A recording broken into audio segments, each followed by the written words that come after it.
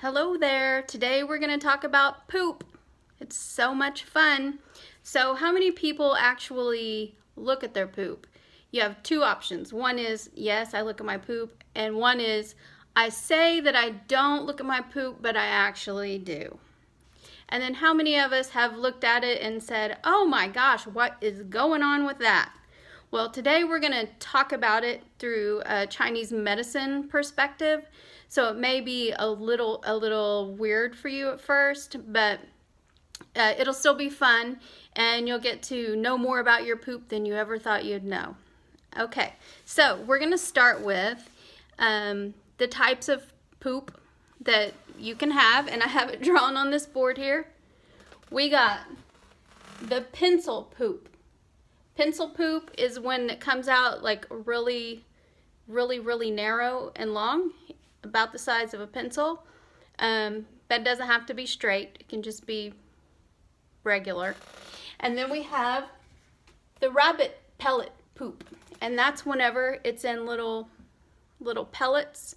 It doesn't have to be little tiny like rabbits. It can be a little bit bigger. Those could still be considered rabbit pellet poops if there's a bunch of them at once. I guess even if there's just one, it could still be called rabbit pellet poop.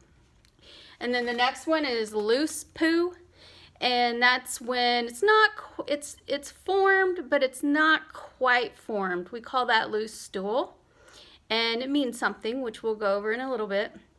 And I'm going to skip this one for a second and come back to it. Then we have colored poop. So we have poop that's pink, green, black, gray, all different colors of poop, and they mean different things. And then we have what has been termed kindly as American poop. And it's funny that this is what it looks like on the emojis, but this is really what American poop looks like. We tend to not get enough fiber and maybe don't eat very healthy, and so we don't get formed poop. But what we're all shooting for is what we call floating banana. If your poop comes out looking like a banana and it floats on the water, congratulations, you just won a prize. You won the poop prize of the universe. You know, now you have something you can be happy about whenever you go to the bathroom. If you see that, then you know you're doing something right. You're eating the right foods, your digestive system is working correctly, and you are good to go in that department. So, now that you know the types of poop, we'll go over what they mean. So we're going to start with the pencil poop. Well, yeah, let's start with the pencil poop. And it looks like this. And it's usually a little bit thicker than that, but you get the picture. Pencil poop. This is a type of constipation. Usually we would consider this constipation. Something's blocking it from coming out. It doesn't usually taste good like this does though. So anyway, we think of that as a number of things, and we'll cover that later, but just know it's because things aren't moving out as they should. There's a reason that things aren't coming out as they need to be. Okay? And the second kind is also a constipation, and this is the rabbit pellet poop.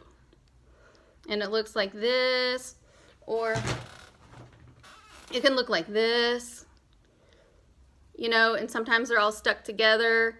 Or sometimes you go to the bathroom and you push and you push and you push and you think, oh, thank goodness I went poop.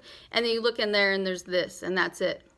Or this and that's it. And you're like, man, that wasn't a very good poop like you thought it was going to be. So anyway, that's another form of constipation. And this would be considered rabbit pellet poop too, even though it's bigger. And then we have colored poop, green. And this, I won't go into the Western medicine version of these things. We're going to just stick to Chinese medicine. So we'll go over different colors of poop. This one, green poop, to us usually means something to do with the liver and gallbladder channel. And to us, channels are related to the organs plus the function of the organs. So it doesn't necessarily mean there's something wrong with your gallbladder or your liver. It can mean that. But it does mean that there's something going on with that channel as far as Chinese medicine is concerned. And it usually, so if the poop is stinky, like terribly stinky, it usually means you have some kind of a heat issue with too much heat in your body for some reason.